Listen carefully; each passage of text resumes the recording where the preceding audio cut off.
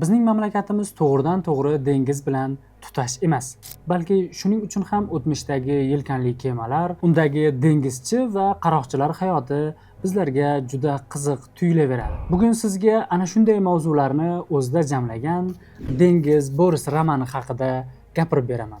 Undan oldin esa kichkina mehnatimni qadrlab, videoga like bosishingizni, izohlarda faol bo'lishingizni, kitobxon do'stlaringizga videoni ulashib qo'yishingizni istardim. Negaki bu amallarni YouTube algoritmi yaxshi ko'radi va videoni ko'proq odamga ko'rsatadi. Tushunganingiz va qo'llab-quvvatlaganingiz uchun rahmat. Dengiz bo'risi Jek Londonning mashhur asarlaridan biri. Bu kitob orqali siz nafaqat dengizga, balki o'zlikni anglash va inson tuyg'ulari ummoniga sayohat qilasiz. Asarning bosh qahramoni Hamfri dastlab o'z hayotini xavfsiz, qulay, madaniyatli muhitda kechirgan ziyoli inson edi. U hayotni nazariy jihatdan bilar, bilganlarini tanasida his qilib ko'rmagandi. Dengizdagi kema halokati sababli ruh kemasiga tushib qoladi. Bu kema Hamfri uchun haqiqiy hayot maktabiga aylanadi. Kapitan Bo'ri Larsonning shafqatsizligi, kemadagi zo'ravonlik, mashaqqatli mehnat va hayot-mamot kurashi uni o'zgartira boshlaydi. Dastlab u bu sharoitga dosh bera olmaydi. Jismonan zaifligi va hayotiy tajribasizligi unga azob beradi. Ammo aynan shu og'riq, tahdid va tahqirlar uning ichki kuchini uyg'otib yuboradi. Asarda muallif Hamfri o'zligini qanday topayotganini bosqichma-bosqich ko'rsatadi. Og'ir va og'riqli jarayonlarda men ham eplay olaman degan ishonchi paydo bo'layotganiga guvoh bo'lamiz. Keyinroq u nafaqat jismonan, balki ma'naviy jihatdan ham o'sadi. O'z qadriyatlarini, insoniylikni, mehr-muhabbatni yovvoyi muhitda ham himoya qilishga kirishadi. Bo'ri Larsonning hayot falsafasi faqat kuchlilargina yashashga haqli bo'lsa, Hamfri o'z tajribasi orqali boshqa haqiqatni kashf etadi. Kuch faqat jismda emas, ruhda ham bo'lishi mumkin. U kapitan Larson tarbiyasida yangi odamga aylanadi, ammo unga o'xshab zo'ravonga aylanmaydi, balki bardoshli, qat'iyatli, g'ururli inson bo'lib yetishadi. Jek London Dengiz bo'risi romanida o'rtaga qo'ygan eng keskin va falsafiy ziddiyat bu kuch va axloq o'rtasidagi kurashdir. Bo'ri Larson hayotiy kuch va instinktlar tomonda, Hamfri esa axloq va ruhiy qadriyatlar tomonda turib jang qiladi. Bo'ri Larson jismonan qudratli, aqli o'tkir, jasoratli, lekin bir vaqtning o'zida axloqiy tamoyillardan uzoqdagi kishi. Uning hayot falsafasi shunday: hayot bu kurash. Kuchlilar yashaydi, zaiflar esa yo'q bo'lib ketadi. U o'z kemasini ham shu qoida bo'yicha boshqaradi. Ekipajdagi odamlardan kimdir halok bo'lsa, buni hayotning tabiiy qonuni deb baholaydi.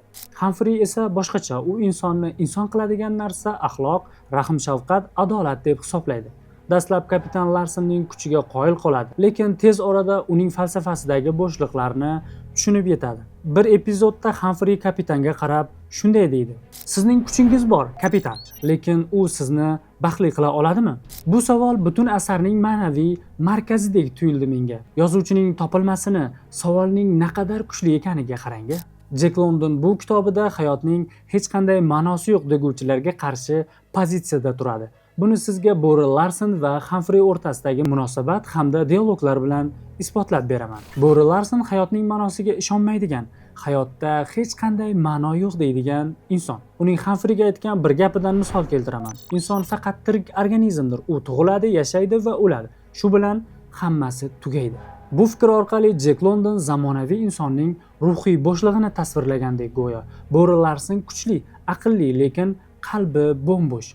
U hayotning zavqini his qilmaydi, hech kimni sevmaydi, hech narsaga ishonmaydi. Bu esa falsafiy jihatdan fojia deydi muallif. Boshqa tomonda esa Hamfri bu qarashlarni rad etadi. Ha, u ham hayotning shafqatsizligini, o'limning muqarrarligini tan oladi, lekin undan ma'no qidirishdan voz kechmaydi. Hamfrining agar hayot faqat o'limga olib boradigan yo'l bo'lsa ham, men shu yo'lda go'zallikni izlayman, yarataman degan jumlalari orqali Bo'ri Larson fikrlariga qarshi tomonda turganini tushunish qiyin emas. Va eng muhim jihati ikkisi o'rtasidagi turli kurashlarda Hamfrining yutib chiqishi yozuvchining nima demoqchi ekanini yanada oydinlashtiradi. Shu va shunga o'xshash jihatlari bois dengiz bo'risini nafaqat sarguzasht roman, balki eksistensial izlanishlar haqidagi falsafiy asar ham deyish mumkin. Asarda sarguzashtlar bilan bir qatorda Jek London uslubidagi ishq-muhabbat sahnalari ham bor. Yozuvchi asarida muhabbatni qutqaruvchi, o'ziga ishonch uyg'otuvchi tabarruk tuyg'u sifatida ko'rsatib beradi. Voqealar qanday kechgani, kemada qiz qayerdan paydo bo'lgani, bo'ri Larsen va Hamfri kurashida muhabbat qanday rol o'ynagani va boshqa ko'plab voqea hodisalarni ataylab gapirib o'tirmadim. Eng shirali, o'qib rohatlanadigan joylariga tegmadimki, o'zingiz o'qib ko'rishingizni istadim. Jek Londonning Dengiz bo'risi asarini albatta o'qib ko'ring. Bir burchakni esa doimo kuzatib boring. Chunki keyingi haftalarda siz uchun yanada qiziqarli kitoblar haqida videolar tayyorlamoqchiman. Ular qaysi kitoblar haqida bo'lishini istardingiz? Izohlarda yozib qoldiring. Fikrlaringizni albatta o'qib chiqaman va inobatga olaman. Bir burchakka esa obuna bo'lib qo'yishni unutmang. Chunki oldinda sizni qiziqarli kitoblar haqidagi ko'plab videolar premyerasi kutib turibdi. O'zingizni ehtiyot qiling, keyingi videolarda ko'rishguncha.